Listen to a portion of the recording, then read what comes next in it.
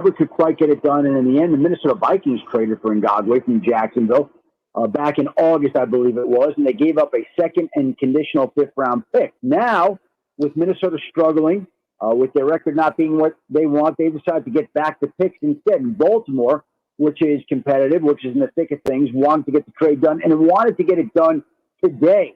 Welcome into Purple Daily. Mackey and Judd are out for the weekend. They decided to enjoy their bye week and take sweet time off, and instead they make me do all the work for them. Just like it's honestly, it's pretty par for the course with those two, so I'm not too surprised that they put all the brunt of the work on me. But thankfully, I am joined by Courtney Cronin here of ESPN, and we're going to get into some Vikings talk as well as the Ngakoue trade.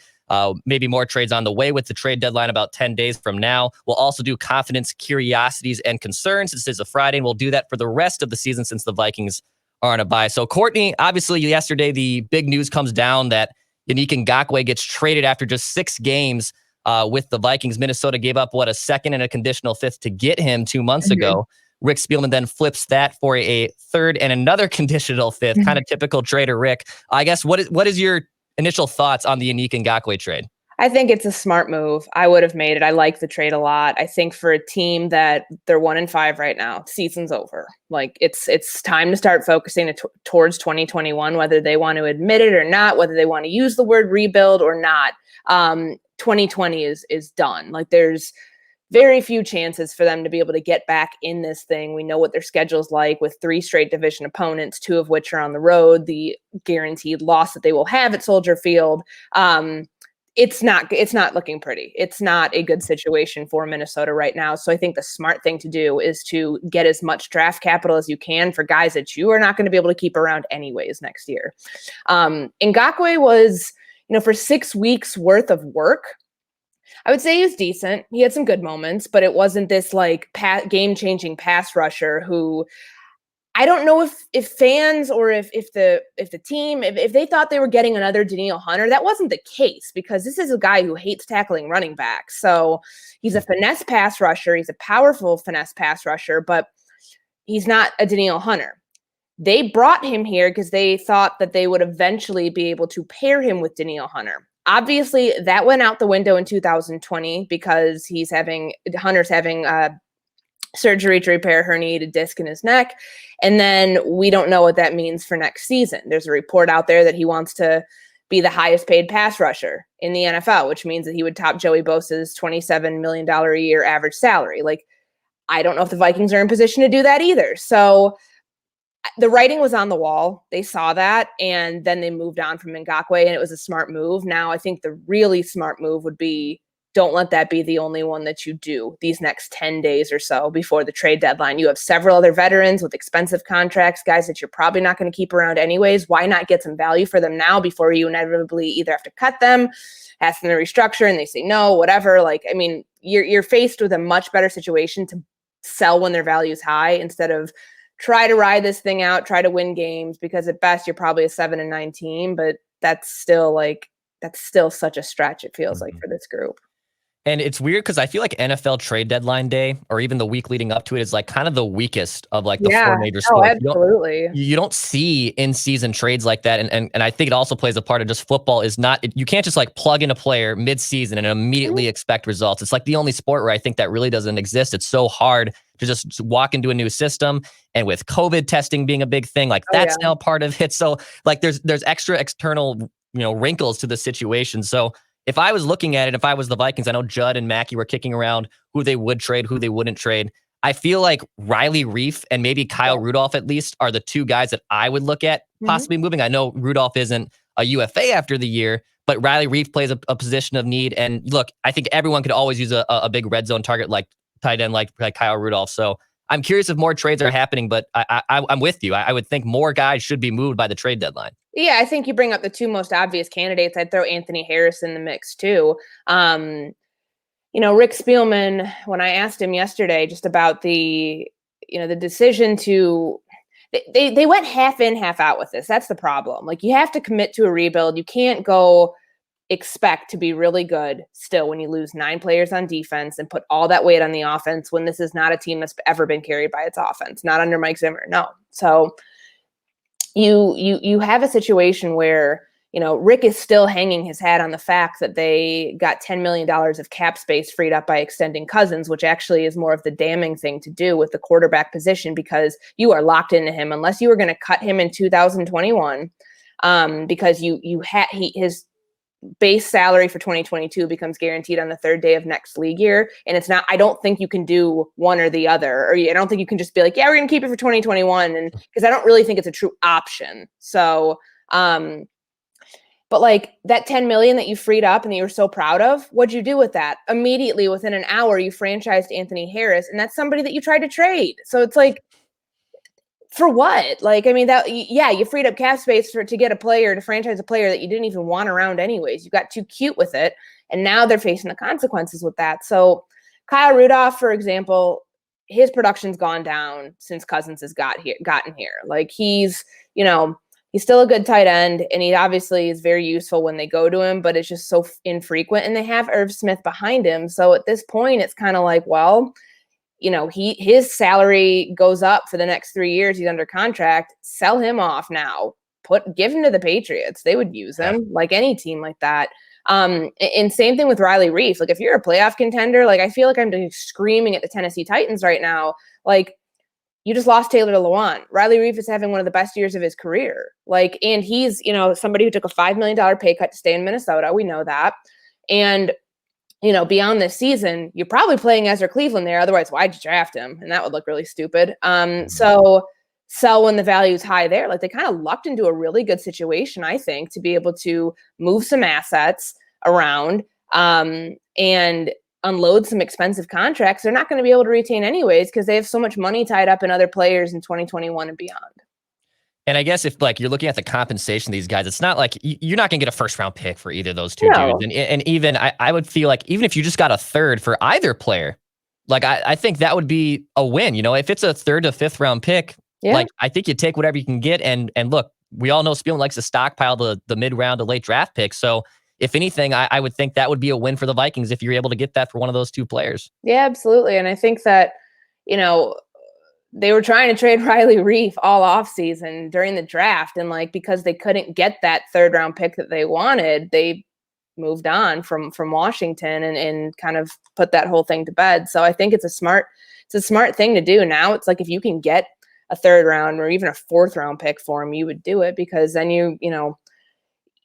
he's not going to be on your roster anyways, like next year. Like, let's just call a spade a spade. So it's like, move on, get Ezra Cleveland the playing experience he needs this year at left tackle, and then you can start focusing on 2021 and using the rest of this year for player development, which many are going to argue you should have done in the first place.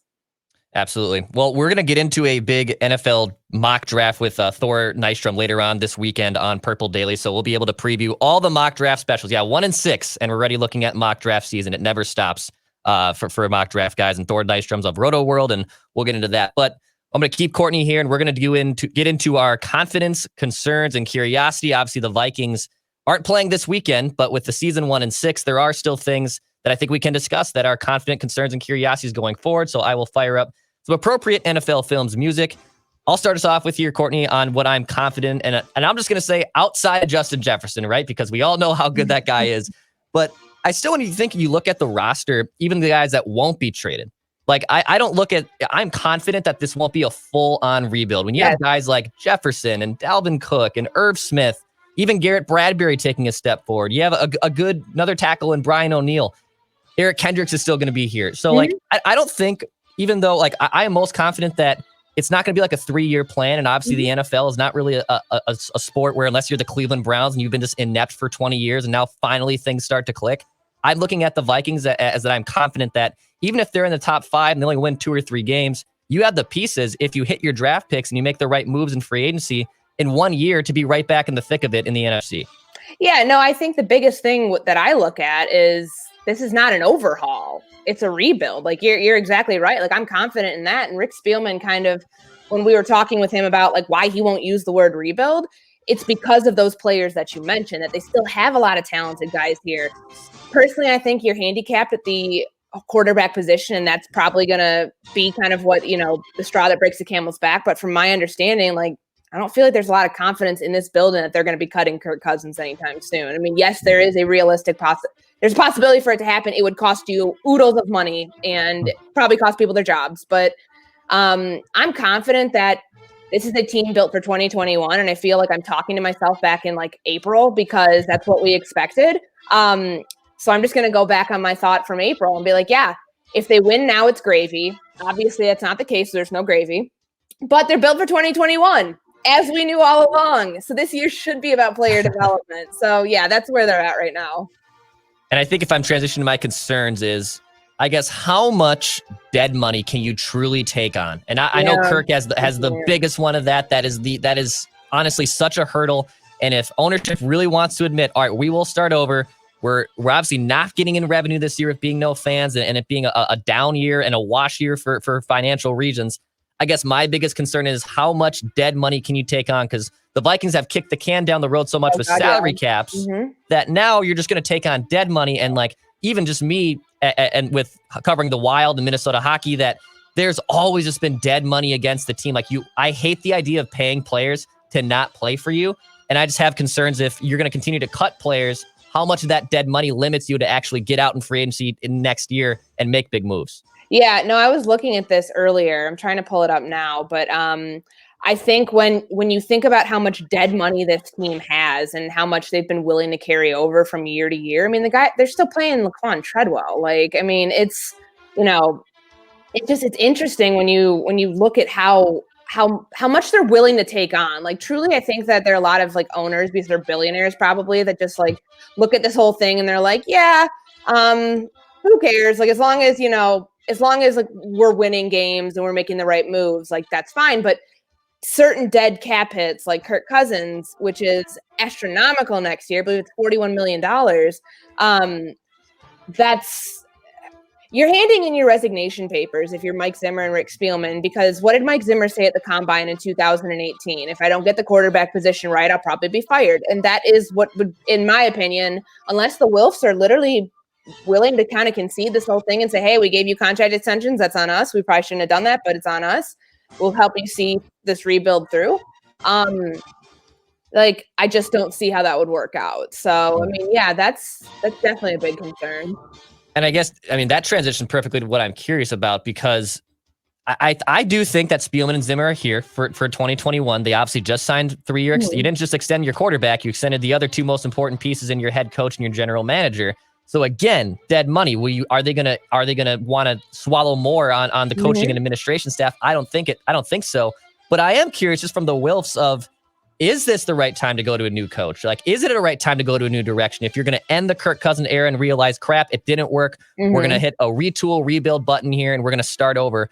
Or is it better just to stand pat? You know, Rick Spielman, even though he hasn't gotten the quarterback position right, has normally nailed everything else for the most part.